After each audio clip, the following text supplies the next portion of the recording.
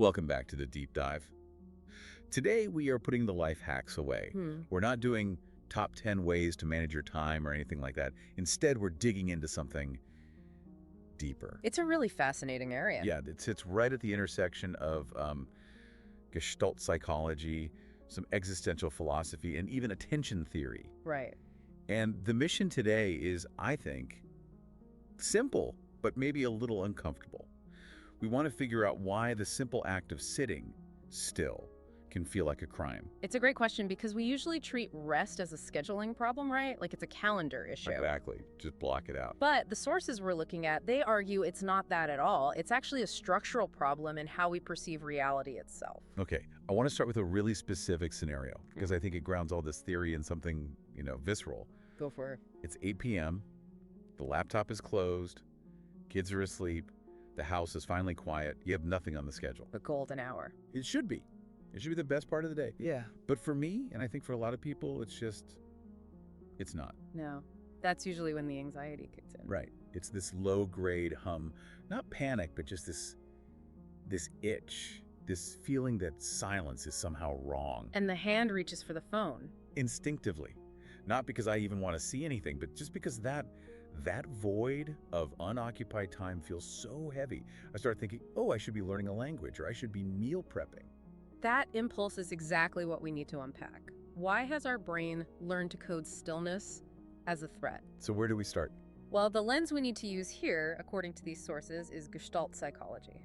Okay, let's get into that. I mean, I know the bumper sticker version. The whole is greater than the sum of its parts. Right, that's what everyone remembers. But how does a theory about, visual perception explain why I can't watch a movie without checking my email? Well, the core of Gestalt isn't just about the whole, it's about organization. It's about how the human brain instinctively organizes chaos into some kind of order. Okay. We don't just see raw data. We organize our entire perceptual field into what they call figures and grounds. Figures and grounds. Okay, break that down for us. The figure is the focal point. It's the thing that demands attention, it's got sharp edges, it stands out. The subject of the painting. Exactly. And the ground is the background context. It's the stuff that blurs out so that you can see the figure. You literally cannot focus on both with equal clarity at the same time. Okay, that makes sense for vision. But how does that connect to my Tuesday night anxiety? This is where the cultural critique really comes in.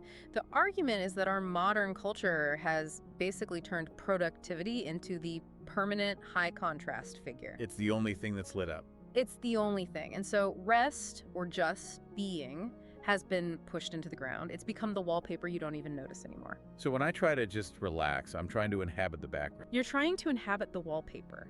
And our consciousness, it really struggles to do that. We are designed to lock onto figures.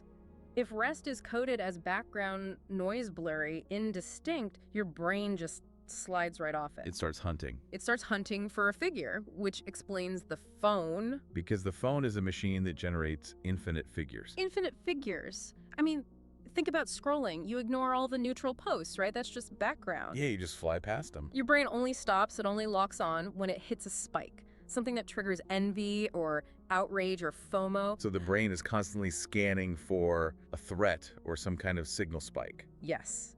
And if you put the phone down, it just keeps scanning internally. It looks for the loudest thoughts. And in our world, the loudest thoughts are always tasks. I should be working. That's a high contrast figure. I am just sitting here as a blurry neutral background. So the brain grabs the work thought because it feels more real than the rest. That is terrifying. It implies we've trained ourselves to be incapable of seeing peace as a valid object of attention. But is it? Is it just perception? Because it feels deeper than that. It does. Like I'm physically carrying the work with me. Is it? The research mentioned tension systems. Is that related? Oh, it is directly related. That concept comes from Kurt Lewin, who was one of the founders of social psychology, a huge figure in the Gestalt school. Tension systems. It sounds very mechanical. It's sort of a hydraulic metaphor. Lewin noticed that the mind seeks closure. There's this famous story about a waiter who could remember these incredibly complex orders perfectly. Without writing them down. Right. But the second the bill was paid, poof, he instantly forgot everything everyone had ordered. Because the task was done. The loop was closed. Exactly. The tension was resolved. It's often called the Zeigarnik effect. An unfinished task creates this cognitive tension system, a pressure in your mind that keeps nagging you until you close that loop. Okay, so an unread email is one tension system. But why does that make me feel guilty about everything? Because the nature of our work has fundamentally changed. A farmer finished the harvest, an industrial worker clocked out, the loop's closed. Right. But modern knowledge work, it's never done. The loops are infinite. So we're just walking around with thousands of open tabs in our brain, all generating this tension. And it's even worse than that. The argument is that we haven't just turned work into an open loop, we've turned our very existence into an open loop. What do you mean? The internal story has shifted from, I have a task to finish, to, I am an unfinished project. Oof, I'm an unfinished project. That hits hard. It's that feeling of, I'll rest when I'm worthy, or I'll relax when I finally earned it. Which is a finish line that just doesn't exist. And this leads to another concept, what psychologists call the phi phenomenon. I looked this up. It's the optical illusion, right? Like a neon sign where flashing lights look like they're moving. Exactly, like a moving arrow that's really just bulbs blinking on and off. It's an illusion of continuity that's created out of rapid fragmentation. The brain desperately wants to see a unified whole, so it stitches those fragments together. The argument is that our lives are like that now. They're fragmented. An email here, a text there, check the news. It's strobe light living. And we are desperately trying to stitch it all together into a coherent life. And when you try to rest, the strobe light stops, the illusion of motion breaks down, and you're suddenly left with just the scattered fragments. It doesn't feel like peace, it feels like you're falling apart. So rest feels alien because it exposes how fragmented we actually are. Correct. The gestalt, the unified whole, is broken. Okay, so we've diagnosed the problem pretty thoroughly. Our brains are addicted to figures, we're drowning in these tension systems, our lives are strobe lights. How do we fix this? Well, let's talk about the solutions proposed. There were two metaphors I found really useful. The first was the lake. Yes, the lake at dawn. Right. The image is of a perfectly still lake. It isn't doing anything. But in its stillness, it reflects the world, the trees, the sky, with perfect clarity. The phrase that was used was, its being is its function. I get the poetry of it, I really do. But I can just hear someone listening right now thinking, that's beautiful, but a lake doesn't have a mortgage. Huh, that's fair. If I tell my boss, hey, I'm not finished this report, I'm just reflecting the sky today, I'm going to get fired, how is this practical? It's a valid pushback. But the metaphor isn't about abandoning your responsibilities. It's about creating the condition for responsibility. Think about it. If the lake is churning, if the water is all agitated, can it reflect anything clearly? No, it's just distorted noise. Exactly. If you're constantly in a state of high-friction productivity, you lose the ability to perceive things accurately. You just become reactive. The idea is that you need those moments of stillness not to escape work, but to gain the clarity to do the right work. So it's about improving the signal-to-noise ratio. Precisely. Which leads to the second metaphor, which is more about the how, the camera. The aperture concept. Yes. Anxiety is a telephoto lens. It's zoomed in 100 times on a single pixel. The deadline, the mistake you made, the unwashed dishes. You see that one detail with incredible sharpness. But you lose all context. You lose the rest of the picture. And I think of rest as just putting the cap on the lens, going dark. And that's the mistake. Real rest isn't blindness. It's widening the aperture. It's pulling back to a wide-angle lens so you can see the ground again, not just the figure. This brings us to a term that I actually tripped over a bit. Isomorphism. It sounds like something out of a geology textbook. It does sound academic, but the concept is crucial. In Gestalt psychology, isomorphism is the idea that there's a structural correspondence between your inner experience and your outer reality. Like as within, so without. A little less mystical, more mechanical. If your internal field is cluttered and fragmented and zoomed in, your external actions will be frantic and reactive. You physically cannot act with intention if your internal map is a mess. So widening the aperture, that perceptual rebellion of resting, is actually about reorganizing your internal map. Yes. Rest is a structural repair of your perceptual field. Okay, I'm with you on the mechanics, but the sources. They took a turn in the last third that I wasn't expecting. We went from Kurt Lewin and tension systems to something much darker. We ended up with Martin Heidegger and existentialism. We did, and I think we have to go there because if we're being honest, the guilt we feel isn't just about unread emails, it's deeper. The sources suggested that busyness is a kind of shield. But a shield against what? Against the question, who are you when you are not performing value? That is the question we are all running from, isn't it? We've built our entire identities on output. I'm a producer, I'm a helper, I'm an achiever. When you stop doing, you strip away all of that scaffolding. And you're just left. You're left naked before your own existence, and that is terrifying for a lot of people. It reminds me of that feeling when you finally go on vacation and the first 2 days you just feel empty, almost depressed. That emptiness is what Heidegger is so interested in. He talked about seeing some tode or being toward death. Whoa. Okay, we just jumped from take a nap to you're gonna die. That feels like a bit of a leap. It sounds morbid, I know, but Heidegger argued it was the only way to live an authentic life. He said most of us live in we get lost in distraction, in busy work, in chatter. Specifically to avoid facing our own finitude. Exactly. We stay busy so we don't have to think about the fact that time is running out. We optimize our schedules to avoid the reality that the schedule eventually ends. So the anxiety I feel on the couch at 8 p.m. isn't just, I should be working. It's existential dread disguised as a to-do list.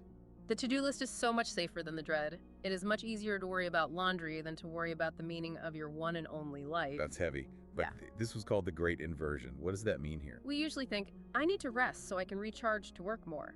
That treats a human like a battery. It serves the machine. The Great Inversion flips that on its head. Yeah. You don't rest for the sake of work. You work so that you can afford to fully exist. We act, and then we rest to remember why we're acting in the first place. Yes. Rest is the recalibration. It's when you ask, is this ladder I'm climbing leaning against the right wall? You can't ask that while you're scrambling up it. Only when you stop. So, if we accept all this, that rest is this deep perceptual repair and an existential necessity, how do we actually do it? I can't just sit on my couch and contemplate Heidegger. I need a way to turn off those tension systems. And for that, we go back to Lewin. We have to complete the Gestalt. Which sounds like finish all your work, which we already established is impossible. It's impossible to finish all the tasks, but remember, the tension comes from the open loop, not necessarily the uncompleted labor. So you can close a loop without doing the task. How? Through what we can call perceptual hygiene. You have to consciously scan your internal field. Walk me through it. Literally. I'm on the couch, my brain is buzzing. What do? You don't fight the buzz. You acknowledge it. You identify the specific ghosts that are haunting you. Okay, I'm thinking about that email to Steve. I'm feeling like I should work out. I'm worried about the car. You label them. Do I need to write them down? You can, but the mental act itself is what matters. You look at that I should work out thought and you make a conscious decision. I acknowledge that thought. I am not doing that right now. That loop is officially paused. You're filing it away. You are. You're distinguishing between a real present need and what's just a phantom obligation. So much of that noise is just an echo of other people's expectations. Yeah. When you look at it directly and say, this is a phantom, I dismiss it, the tension it drops. So it's an active process. That's the part I'm realizing. I always thought rest was passive, just collapsing. Yeah. But you're saying it requires this initial act of sorting. It is extremely active at first. You are actively clearing the ground so that rest itself can finally emerge as the figure. You're choosing to make your own presence the focal point of your life instead of your output. That's it. That's the whole game. Making your presence the focal point. That feels like the perfect antidote to that unfinished self idea. It is. It's the realization that you are not a project that needs to be completed. You are a being that gets to be experienced. And that's the hardest shift, isn't it? We're so conditioned to apologize for taking up space if we aren't, paying rent for that space with productivity. But time isn't a commodity you rent out. It's the medium of your life. You can't save time. People say that, but you can't bank it for later. You can only inhabit this moment. And if you're always living for the future, for what's next? You are exiling yourself from the only reality you ever actually have, which is right now. This has been a lot, but in a really good way. It's funny, we started talking about why 8 p.m. feels so bad, and we ended up sort of dismantling the entire way we look at our lives. Well, that's the danger of these deep dives. You pull on one loose thread about relaxation, and the whole sweater of modern life starts to unravel. I want to leave everyone with the questions from the end of the source material. They've been rattling in my head this whole time. They're not easy questions. No, they're questions that require the very silence we've been talking about. The first one is, what am I afraid of feeling if I let this moment be enough? That's the fear of the void right there. The second one, What might you become if you stopped apologizing for taking up space in your own life? And the final one, which brings us right back to Heidegger. What if the time you're so afraid of wasting is the only time you truly have? A question to think about the next time you reach for your phone to avoid the quiet. Thanks for diving in with us. We'll see you next time.